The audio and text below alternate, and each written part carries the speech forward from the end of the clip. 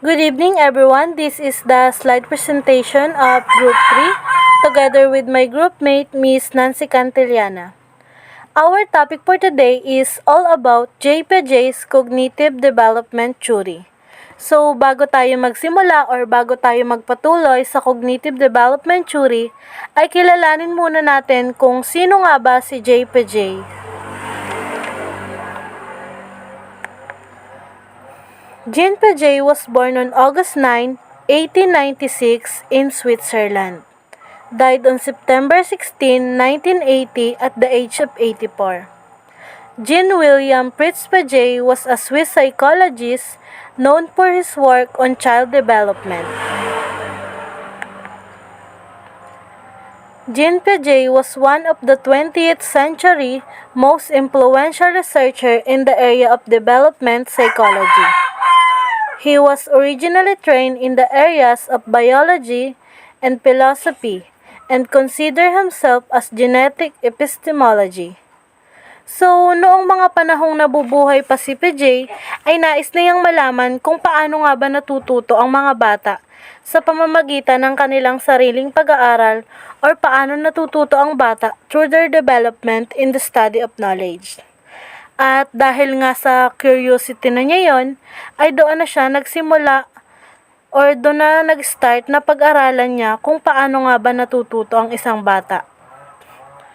Binigyang importansya or pinahalagahan ni Piaget ang edukasyon ng mga kabataan. At bilang siya ay direktor ng International Bureau of Education, he declared in 1934 that the only education is capable of saving our societies from possible collapse, whether violent or gradual. His theory of child development is studied in pre-service education programs. Educators continue to incorporate constructivist-based strategies. Then, pinangasiwaan din ni Piaget ang IQ test sa Paris para pag-aralan or pagmasdan ang mga sagot ng mga bata, na napagtanto naman niya na kakaiba at mahuhusay nga ang mga ito. Ang teorya ni Piaget ay nakabatay sa idea sa developing child builds cognitive structure. Naniniwala siya na ang child's cognitive structure ng isang bata ay tumataas sa pagdevelop or sa pag-unlad. Ang theory of infant development ni Piaget ay binase or binatay niya sa kaniyang sariling obserbasyon sa tatlong anak. So, ayun nga na ang kanyang tatlong anak ang pinagbatayan niya kung paano nga ba ito nadidevelop or paano nga ba nadidevelop ang isang isip ng bata. What is cognition? The term cognition is derived from the Latin word cognoscere, which means to know or to recognize or to conceptualize. Cognition is the mental action or process of acquiring knowledge and understanding through thought, experience, and senses. So, ayun, ito pala yung ating mental action or ito yung nagpa-process sa ating utak kung paano tayo makakakuha ng kaalaman at paano natin mauunawaan ng isang bagay. Like, for example is, may nagbigay sa'yo ng tanong or may nagtanong sa'yo. So, after niya magtanong sa'yo, ay doon na magsisimula na mag-process ang cognition. At doon nagagawa ng action or magpa-process ang utak natin na nagsisimulang mag-isip ka ng mga bagay na aalalahanin mo. Ang mga experiences mo or yung mga nararamdaman mo hanggang sa matugunan mo na or masagot mo na yung tanong sa'yo.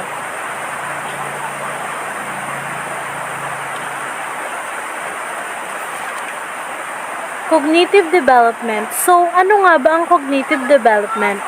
So, dito sa cognitive development, dito nasusukat ang kakayahang mag-isip at umunawa ng isang tao. Dito natin malalaman ang pagbago-bago ng isip ng isang tao base sa kanyang edad. Dito natin malalaman kung paano nade-develop ang pag-iisip at pag-unawa ng isang tao mula sa pagkabata hanggang sa pagtanda.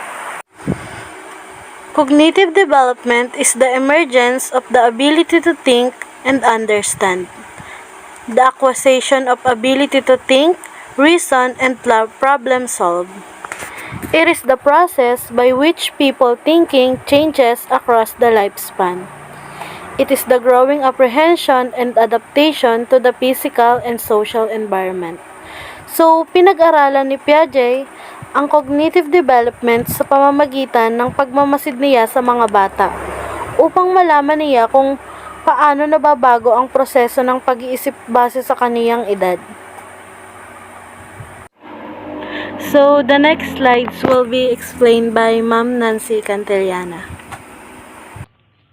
So, thank you po Ma'am Rochelle Capillian. Next na po tayo sa cognitive process. Schema. Help people organize their knowledge of the world and understand new information. And schema was first introduced in 1923 by developmental physiologist Jean Piaget, proposed a stage theory of cognitive developments that utilize schema as one of its key components. And the example of schema is when a child is young, they may develop a schema for a dog. They know a dog walks on four legs, it's hairy, and has a tail. When the child goes to the zoo for the first time and see a tiger, they may initially think that tiger is a dog as well. From the child's perspective, the tiger fits their schema for a dog. The child parents may explain that this is a tiger, a wild animal, and it's not a dog because it doesn't bark, it doesn't live in people's house, and it hunts for its food. And after learning the differences between a tiger and a dog, a child will modify their existing dog schema and create a new tiger schema. And the types of schema is object schema, which help us understand and interpret inanimate objects are and how they work. And the example of object schema, we have a schema for what a door and how to use it.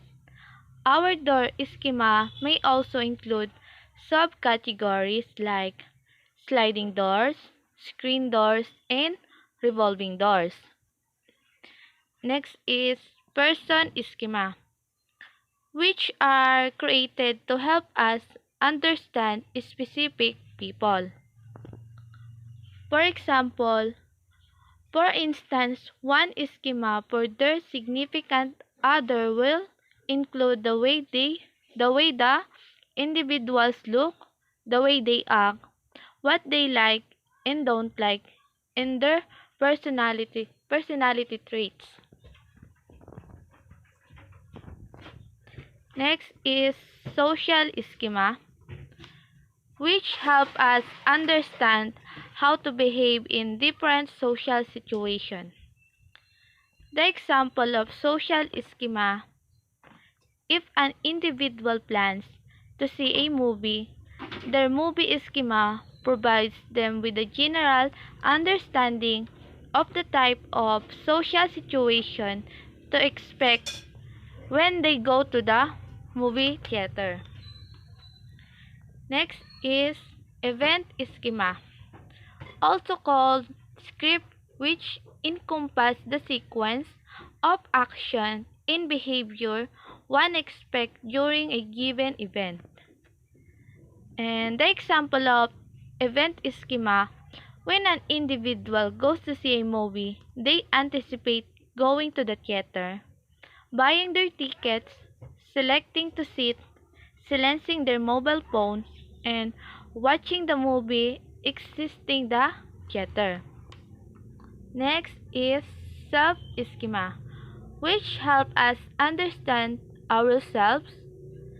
For example, they focus on what we know about who we are now, who we are in the past, and who we could be in the future. And the last is role schema, which encompass our expectation of how a person in a specific social role will behave. And The example of social schema is we expect a waiter to be warm and welcoming. Well, not all waiters will act the way our schema set, set our expectation of each waiter we interact with.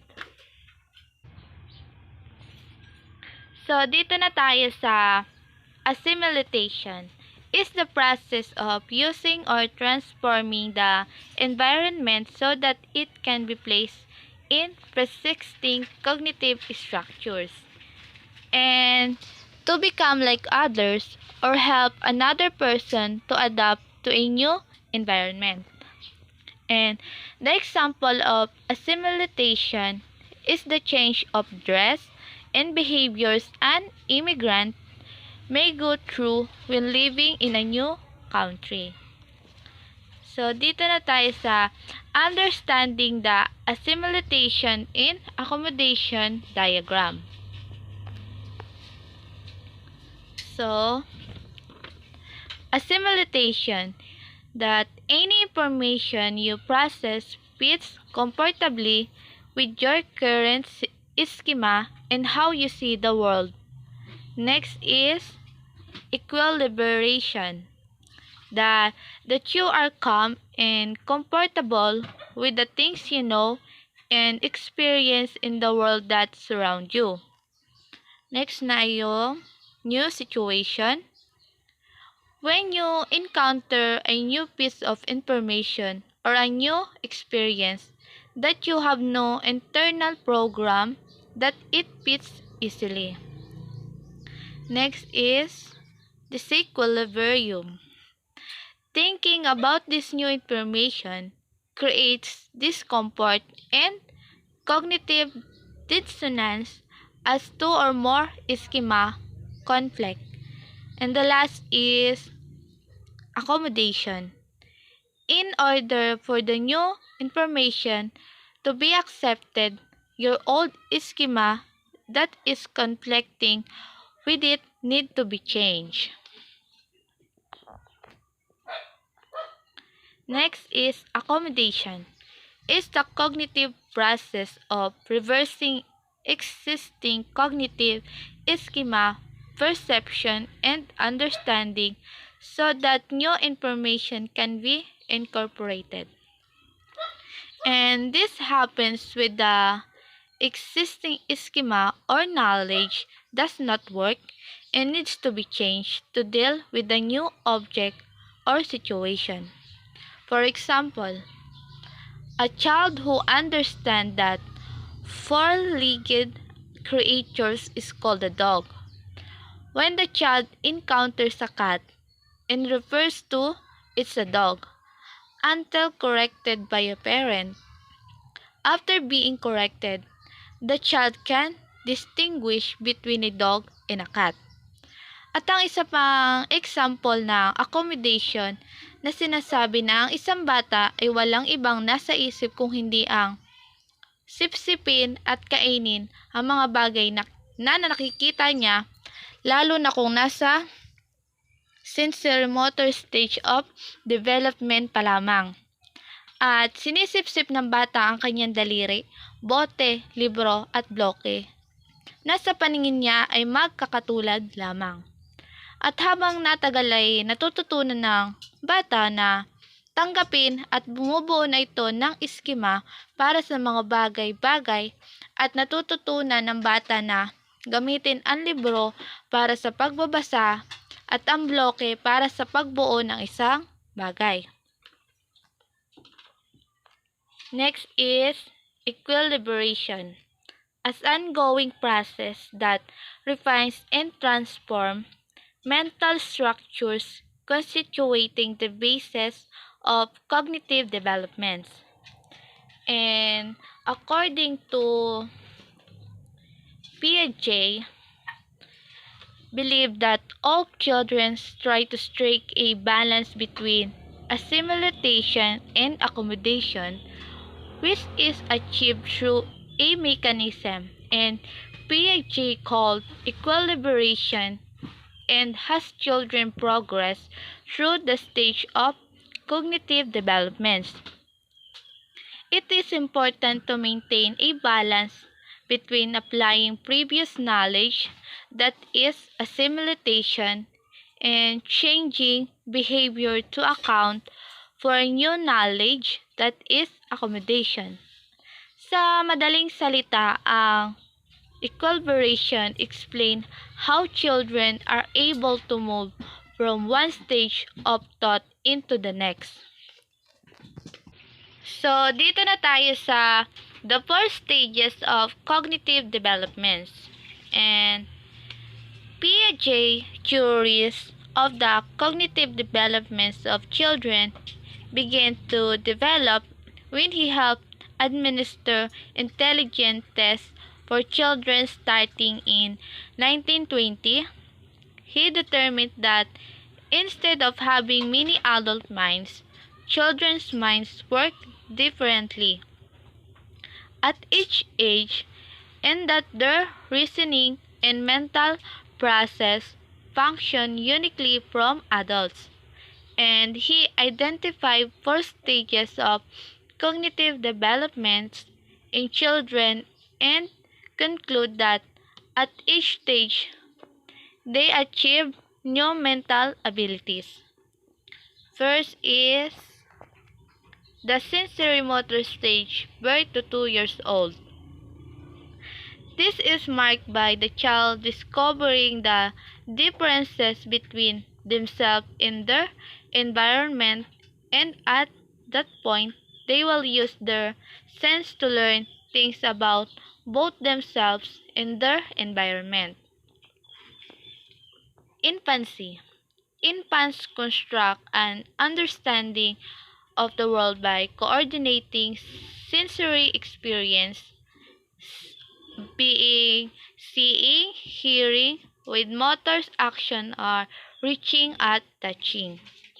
Develop object permanence or memory, realize that objects exist even if they are out of sight. And infants progress from reflexive instinctual action at birth to the beginning of problem solving, intellectual and symbolic abilities, language toward the end of this stage. Sinasabi na ang infancy daw ay nakakaintindi sa pamamagitan ng pandama tulad ng seeing at hearing.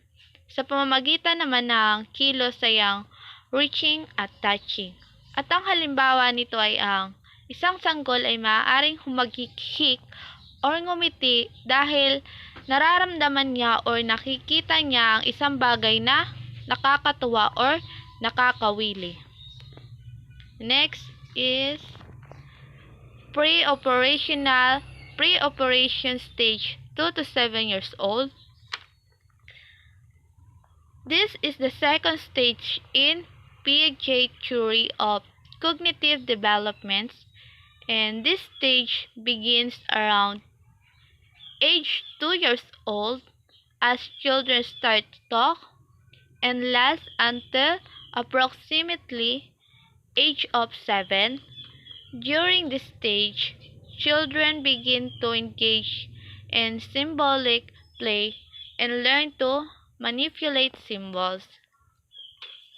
And toddler in early childhood. And this stage begins when the child starts to use symbols in language.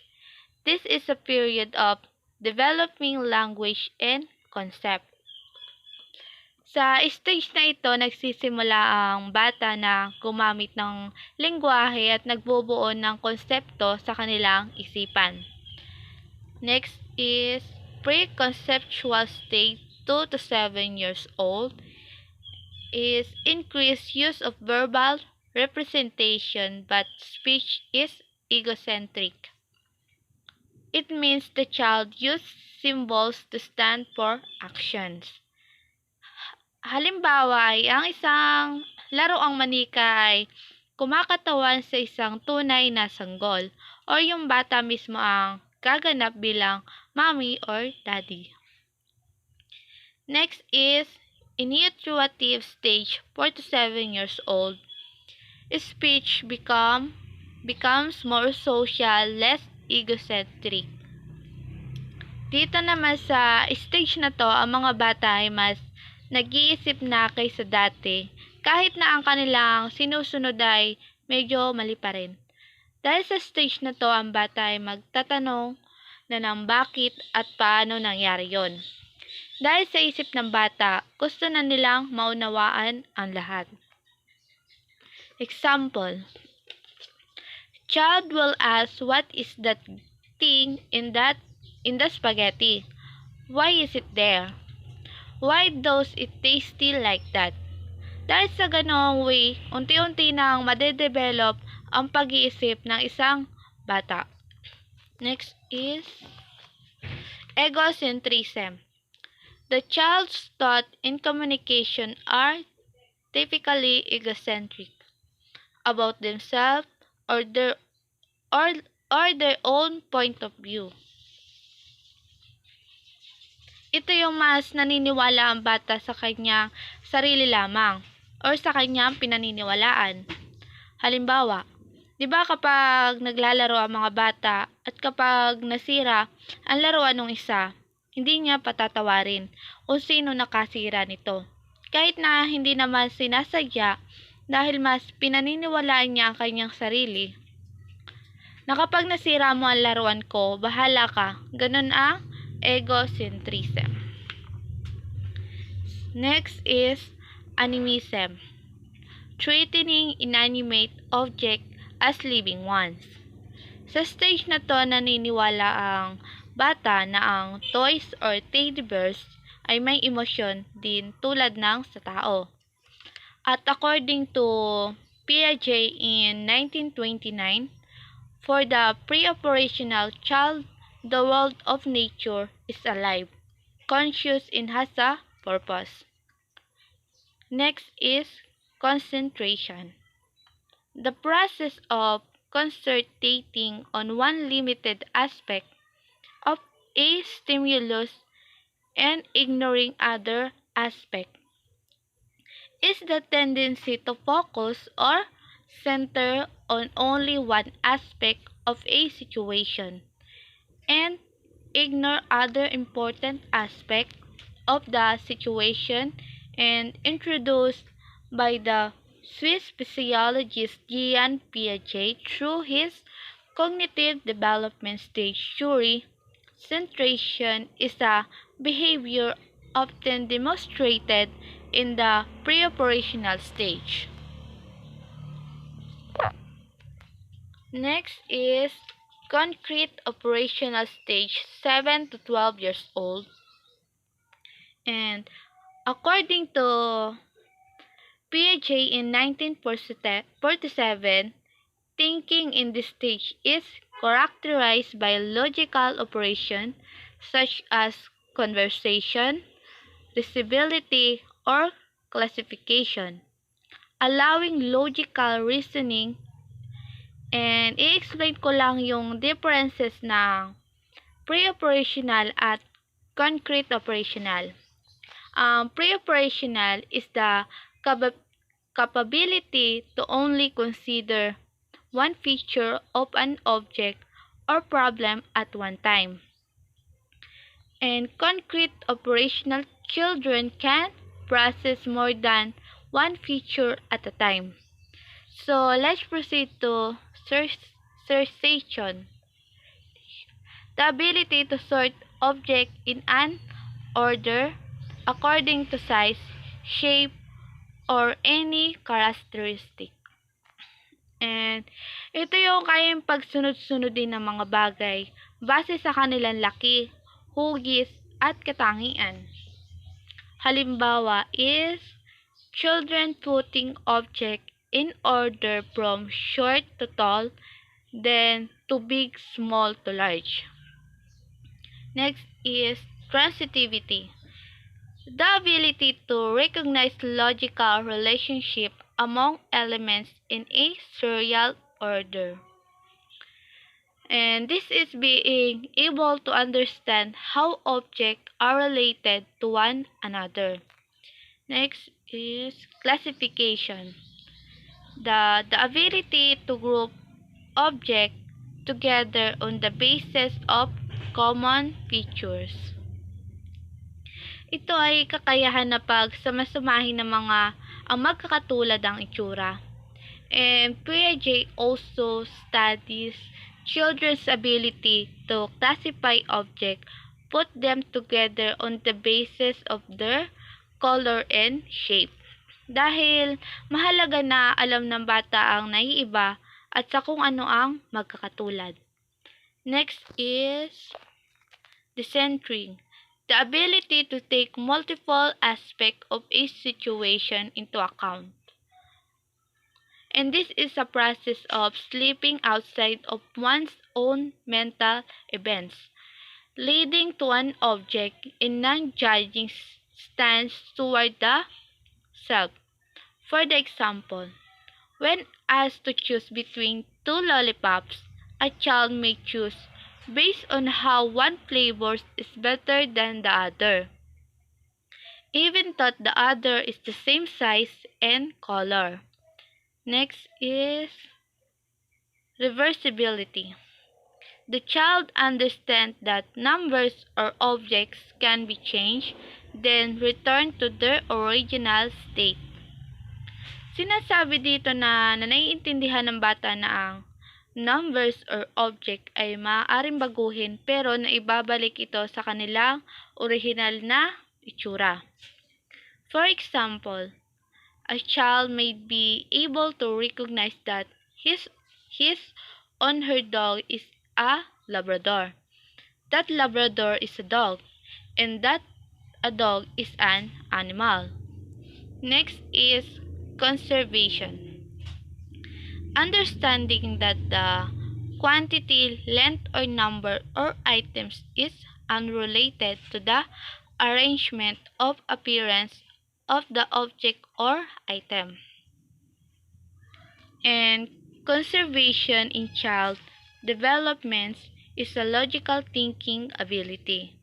In first studies by Swiss physiologist Jean Piaget, in short, being able to conserve means knowing that a quantity doesn't change if it's been altered by being stretched, cut, or spread out. Last is elimination of egocentrism. The ability to view things from another's perspective.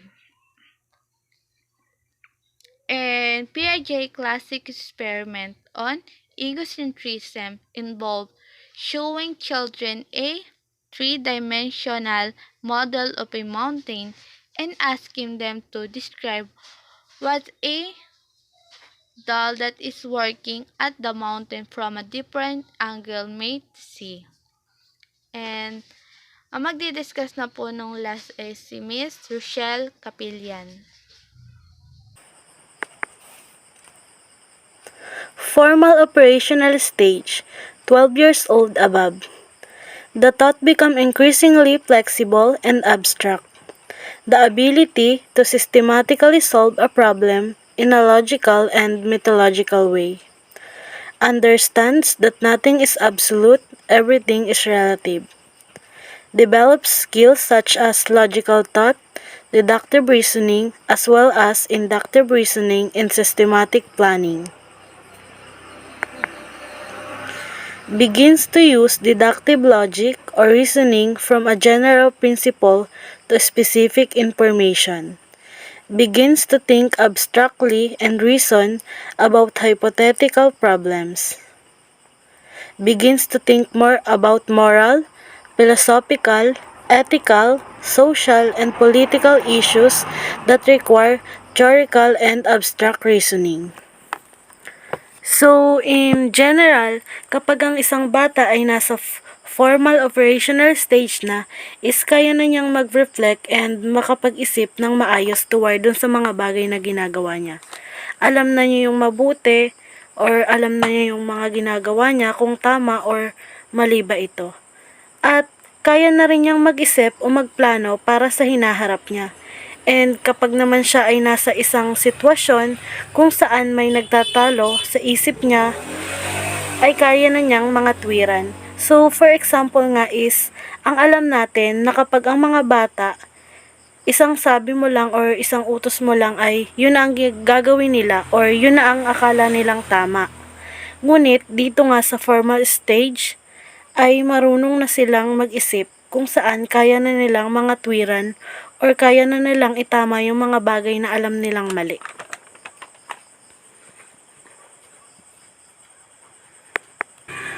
Contribution to education. So, dito naman is, ito yung mga naging contribution ng cognitive development ni Jean Piaget sa education. So, Piaget's theory helped educators, parents, and investigators to comprehend the capacity of children in their different stage. He made us conscious with the way children and adult thinks. A lot of school programs has been redesigned taking as base Piaget's discoveries. Piaget made a revolution with the developmental psychology, concentrating all his attention to the mental process and his role with behavior. Piaget suggested that teachers' role involved providing appropriate learning experiences and materials that stimulate students to advance their thinking. His theory has influenced concepts of individual and student-centered learning, for formative assessment, active learning, discovery learning, and peer interaction.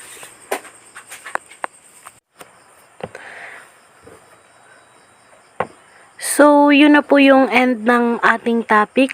At bilang pangkalahatang idea para sa ating naging topic ngayon, ang cognitive development ay dinevelop ni Jean Piaget at mayroon itong 4 na key process. At ito yung schema, assimilation, accommodation, and equilibration. At mayroon itong 4 na stage na nakapaloob or naka-under sa cognitive development. At ito naman yung sensory motor stage, pre-operational stage, concrete operational stage, and lastly, yung formal operational stage.